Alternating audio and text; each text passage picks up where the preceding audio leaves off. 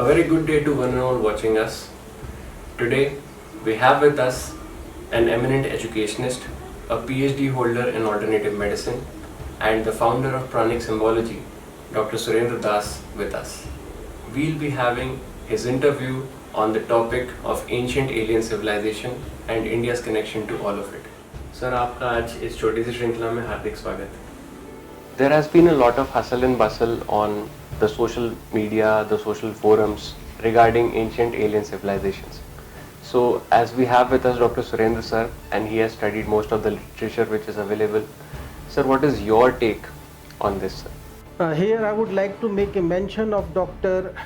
Alice Silver, who published his book, Humans Are Not From the Earth. According to his theory and his hypothesis, humans evolved on some other planets. They did not evolve along with the other species as we find Darwin's evolutionary theory. Now, what he emphasized in this particular book, that humans were transported from the other planet to this particular earth when they had fully grown Homo sapiens, and this incident took place 60,000 years to 2 lakh years before. Here one more thing I would like to make a mention.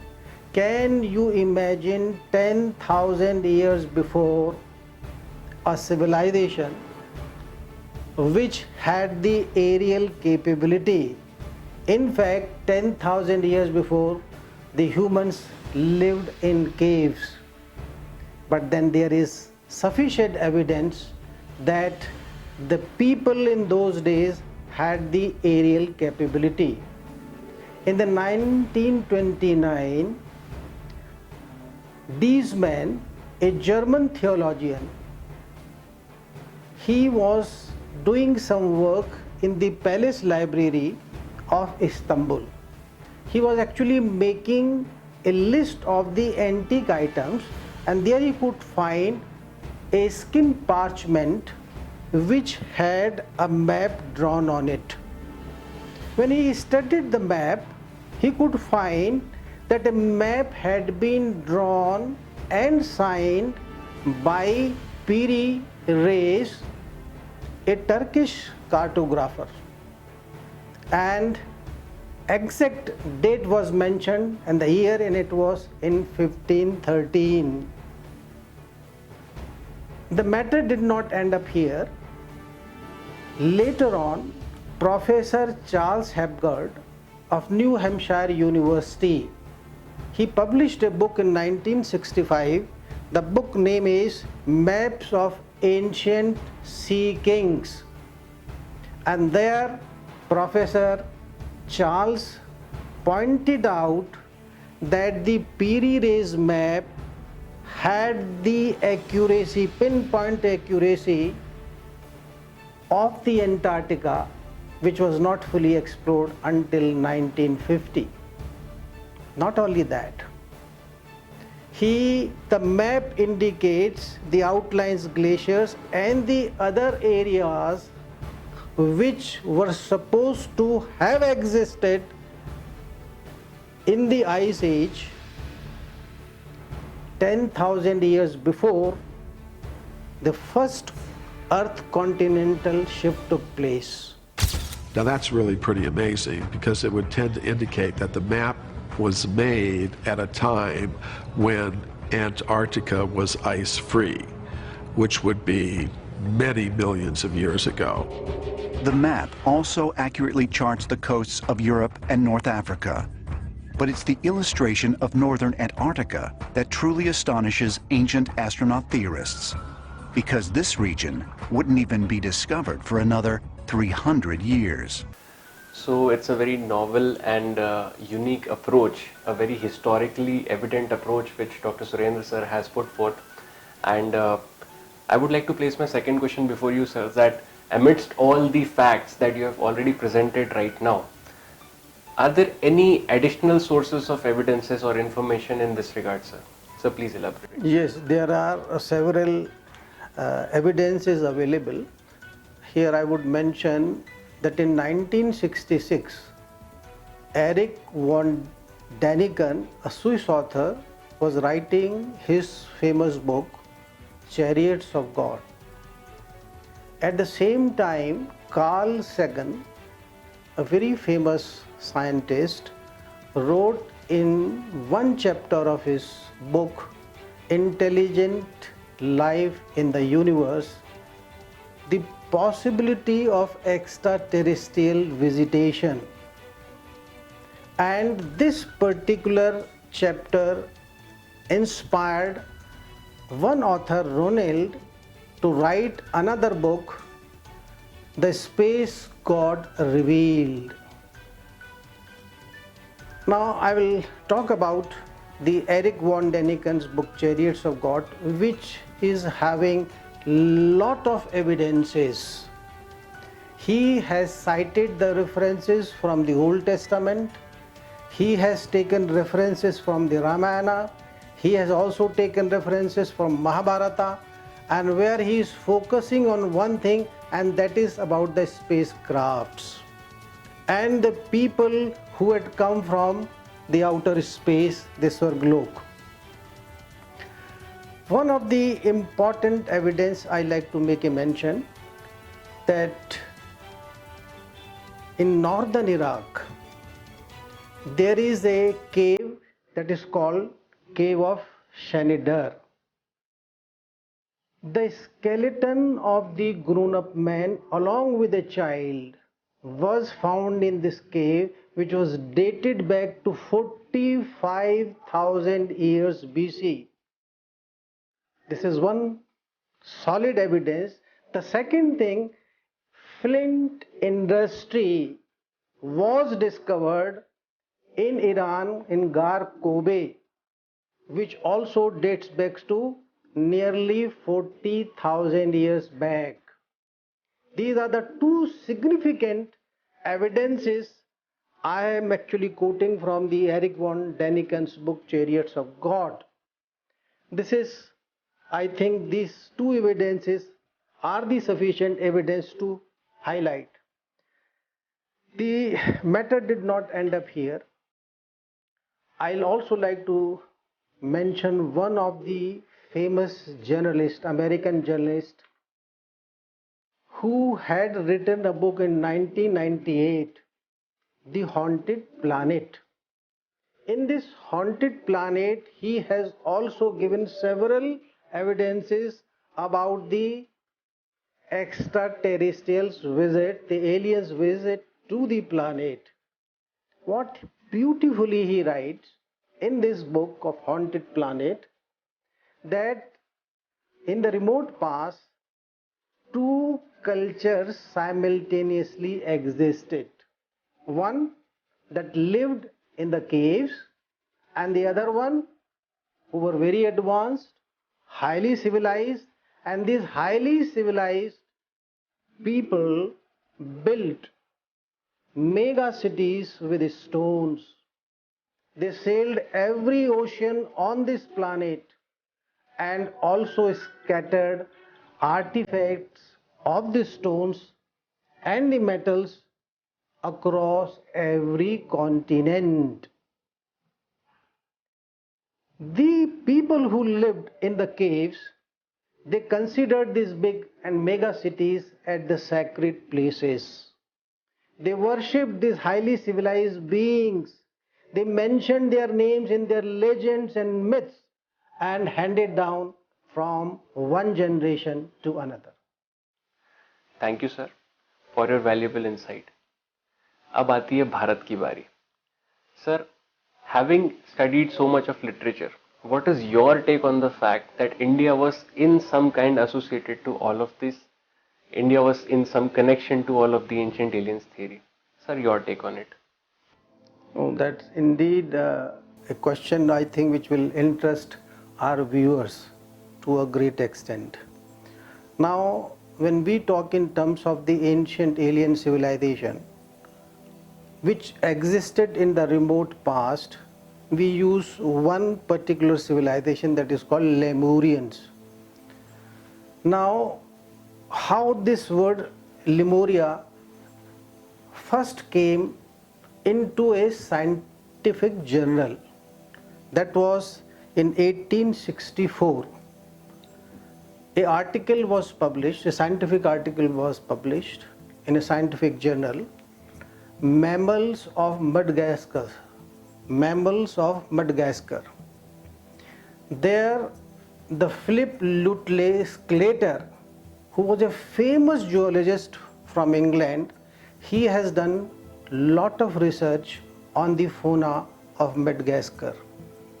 An amazing fact which came to his notice was that a particular primate, we call it lemur, was not only found in Madagascar but in the southeastern part of Africa and also in India. This actually puzzled Mr. Sclater, and he imagined, on the basis of the findings of the lemur, not only in Madagascar but in Africa and also India, that there must be a land bridge in the remote past which was connecting Madagascar and India, and this land bridge he called Lemuria. So the word Lemuria and the people who lived, they were called Lemurians. The matter did not end up here.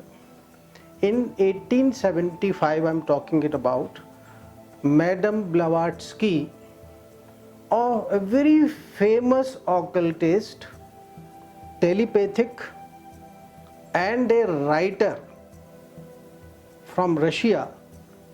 She was supposed to have extraordinary psychic abilities. In her book, The Secret Doctrine, she also mentioned Lemurians.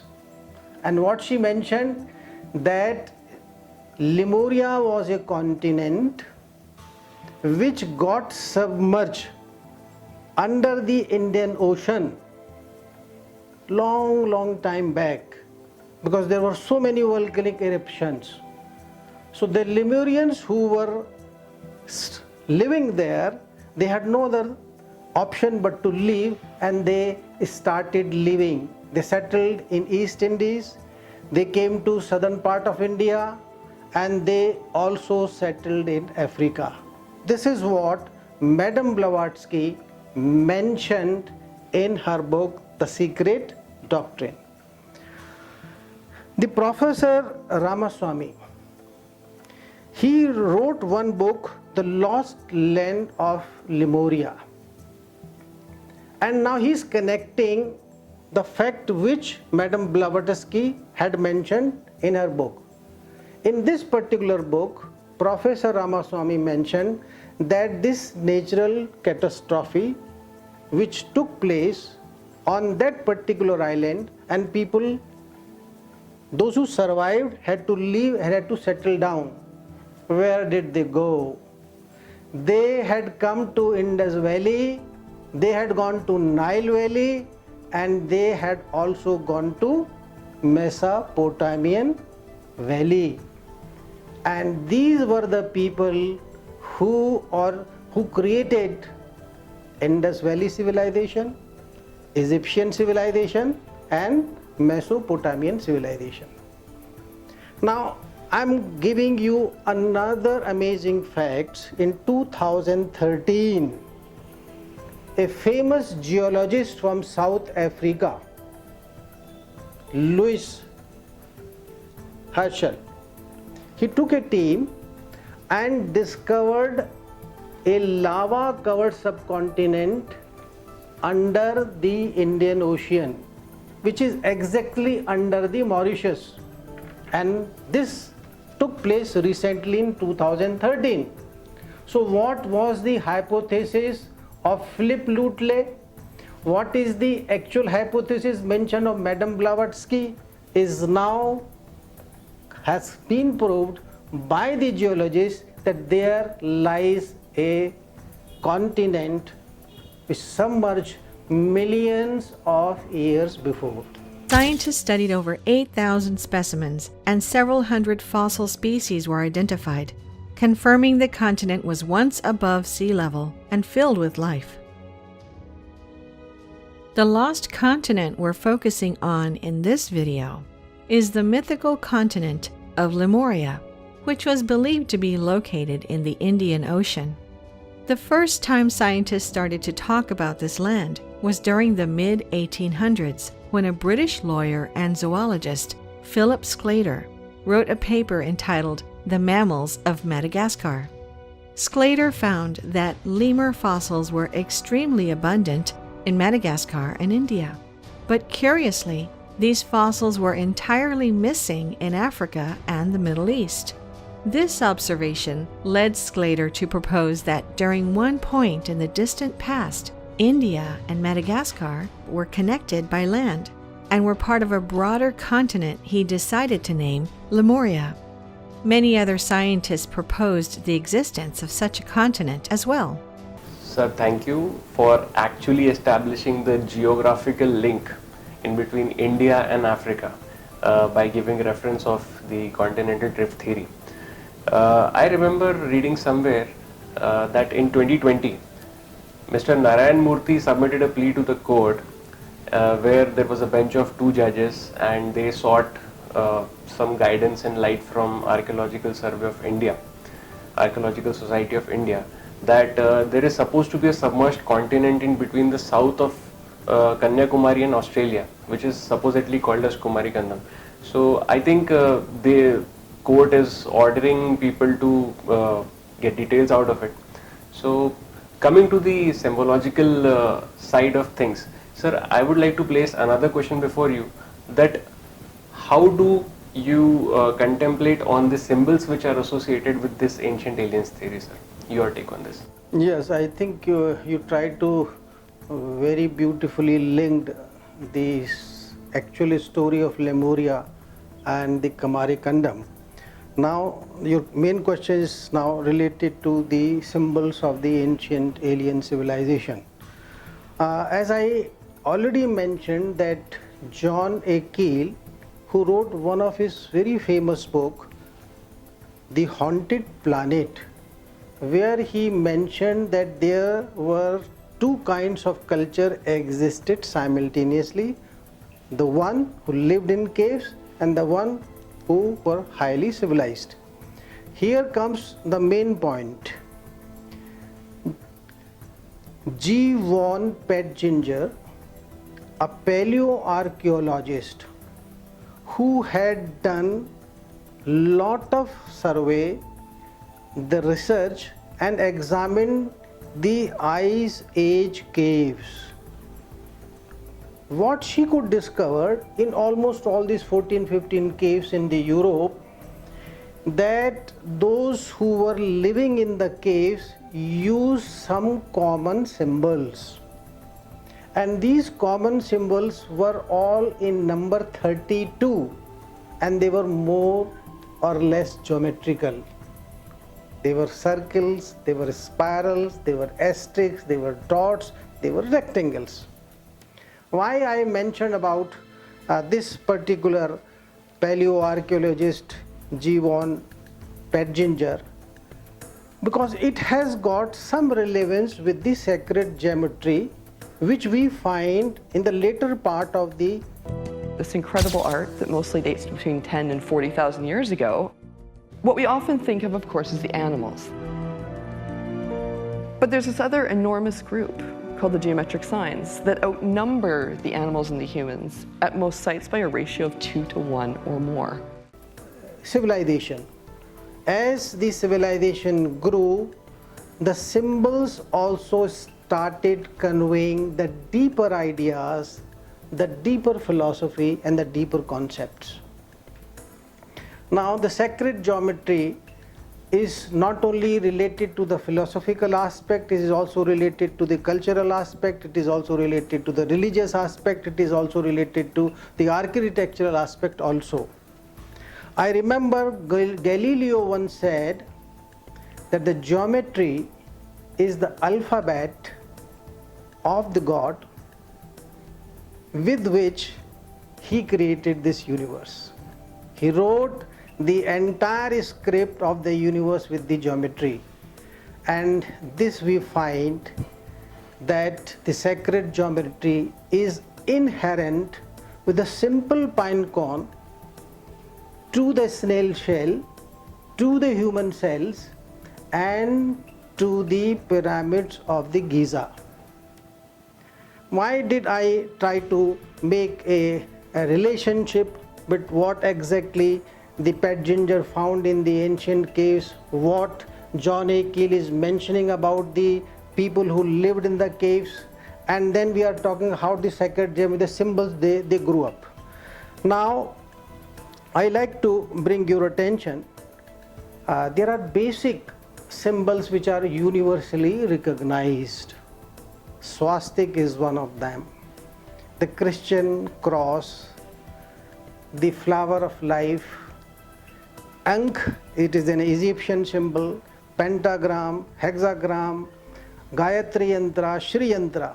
These are some of the symbols which most of the people have known for past many years and the centuries.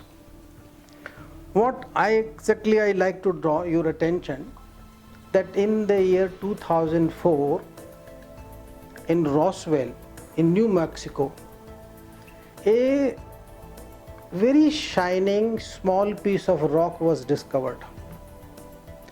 An interesting thing with this rock was that it had a peculiar symbol which had the triangles and which had the crescents. And this particular symbol had the exact replica, or you can say that in England few decades before a crop circle was discovered from the sky. The aerial survey was there, and that aerial survey found a crop circle which resembled to this particular symbol which was discovered in 2004 in Roswell in New Mexico. Now there are many more symbols which I will be definitely like to bring to your notice. Sir, thank you for your outstanding details and great review which you have given of all the literature which is already existent and linking it so logically and sequentially. So in addition to what Galileo said, that geometry is the alphabet of God with which he created the universe, I would like to second him that when we are talking about sacred geometry, symmetry is something which is omnipresent. So coming to the symbological aspect of Pranic Symbology, we have the founder with us of Pranic Symbology, Dr. Surendra Dass sir. Sir, I would like to ask you, I would like to place a question in front of you that how would you relate and contemplate the use of pranic symbols in your or anybody's personal life, personal issues or professional issues? Sir, your take on it. See, when I was studying the symbols of the ancient civilizations few years before, my main focus was the prominent civilization. I would like to make mention the Mesopotamian, the Egyptian civilization, the Chinese civilization, Mayan, Mapuche civilization, Aztec civilization, Greek civilization, and so on. What actually interested me and which drew my particular attention, that as when we read the mythologies of the various civilizations, we find there is some common thread. There are some common thing with which every civilization has focus in their mythology. The god, goddesses, the war is taking place, the flood took place, and all this kind of things were there. And then I try to relate with the ancient aliens, and then came that what exactly is the significance of these symbols of the different civilizations. Interestingly, all these symbols were connected with the deities, with the god and goddesses of different mythologies, which prevailed in different civilizations. That means that these have been the important, powerful tools in the hand of ancient alien civilizations. A symbol is actually a reflection. The external part, actual powers come from the internal. This is what Maharshi Patanjali once told, that the actual powers flow from the internal, that is the mental energy, the mental power, and a symbol which is a physical form outside is actually conveying and communicating that mental spiritual energy. And this is how all the symbols which have been used by different civilization in different period of time, they really had the energy, they really had the power, and they really had the impact on the human civilization. Whether they were using rituals, they were going for a war, they wanted some desired result to happen, and then they used it. And then I focused on this 10 and 12 civilization, collected all the symbols and categorized them, and they are now being used under Pranic Symbology. I'll just show you some of the categories here very quickly here. Now, for example, this is A category, which is related to particular field. Then we have got B category, and there are few symbols. Likewise, I have developed A to M, various categories of symbols which are meant to be used for different issues, for different problems and different things. So this is what exactly is the focus of the Pranic Symbology, that we can resolve our personal issues with the help of the symbol if they are used with the right kind of intention. So I thank Dr. Surendra Das sir for his enlightening talk on ancient alien civilizations, how our nation India was connected to it, and giving us the entire literature review, historical review, geographical, geological review of how India must have been connected to the various historical civilizations, how it must have contributed to the various scientific developments which had taken place long back. So other important aspect and very interesting aspect from today's presentation, today's interview, was the use of pranic symbols, their origin, their rationality with relation to sacred geometry as well as symmetry. That is something which is very enlightening to all of us. And I feel that when we watch this interview in future, many of the doubts which our viewers may have, or many of the issues or many thought processes, many contradictions which may be faced by other people, they may get resolved after seeing this video. So I personally want to thank Dr. Surendra Das sir for his valuable insights, and I thank you all for viewing this.